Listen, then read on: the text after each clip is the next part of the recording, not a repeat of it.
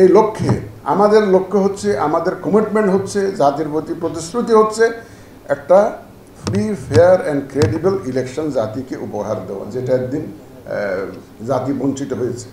আমি তো প্রায় বলে থাকি ওই যে আমাদের যারা বঞ্চিত কর্মকর্তারা যাচ্ছে এস্টাবলিশমেন্টে, সংস্থাপন মন্ত্রণালয়, জনপ্রশাসন মন্ত্রণালয়ে অনেকে আন্দোলন করছে, তাদের দাবি দেওয়া, তাদের বঞ্চনার তথ্য তুলে ধরছে।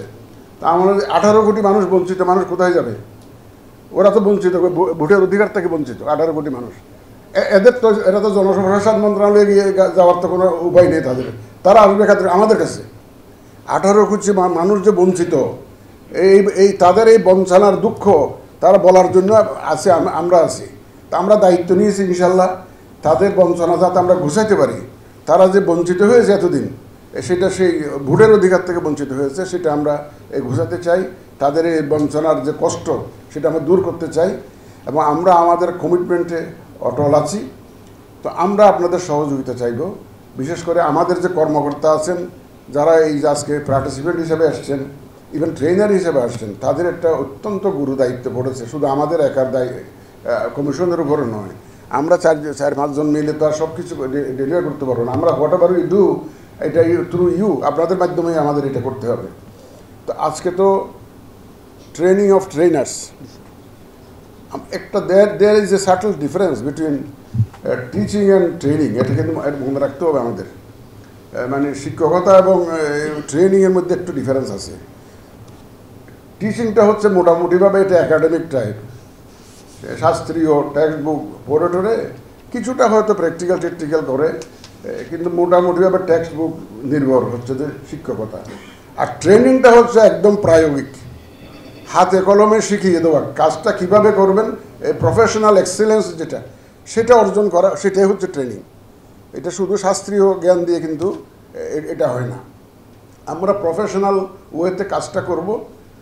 প্রফেশনালের হওয়ার 3টা শর্ত আমি যতটুকু দেখেছি। প্রফেশনাল, কেউ যদি বলে যে আমি পেশাদার, আমি প্রফেশনাল, এটা মানিটা কি, অর্থটা কী? প্রফেশনাল মানে হচ্ছে নাম্বার 1 হচ্ছে আপনার একাডেমিক নলেজ থাকতে হবে। যে সাবজেক্টটা আপনি ডিল করছেন, যেটা আপনি কাজ করবেন, সে সম্পর্কে আপনার একটা academic knowledge is a must, প্রফেশনালের first requirement. Second requirement is আপনার ইউ মাস্ট হ্যাভ এক্সপিরিয়েন্স।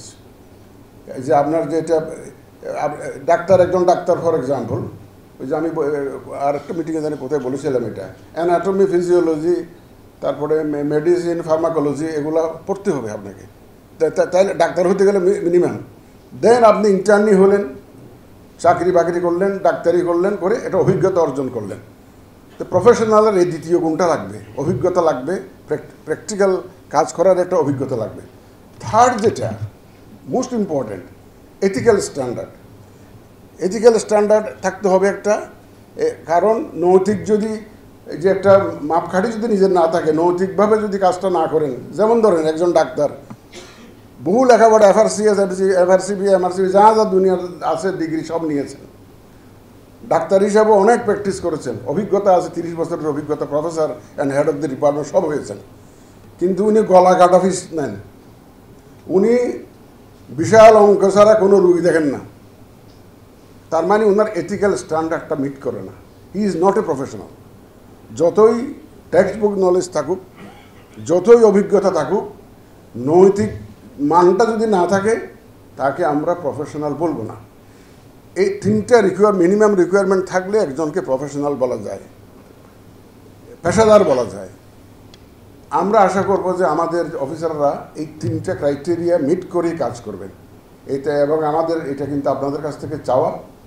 এবং দেখেন, এই যে আমরা এটাকে 1 ঘন্টার প্রোগ্রাম বোধ হয়, আপনারা ফিল্ড থেকে এসছেন, সরকারের টিএডিএ খরচ হবে, ট্রেনারদের জন্য বসা খরচ হবে, আমরা এতগুলো লোক এখানে সময় দিচ্ছি, সবাই যদি ম্যান আওয়ার যদি হিসাব করেন, আপনার প্রতিটা মুহূর্তে যদি 1 মিনিটের জন্য হিসাব কস্ট ক্যালকুলেট করে দেখবেন, এটাই প্রতি মিনিটের জন্য কিন্তু হিউজ এক্সপেন্ডিচার আসবে, সব যদি টিএডিএ সব হিসাব করে দিই।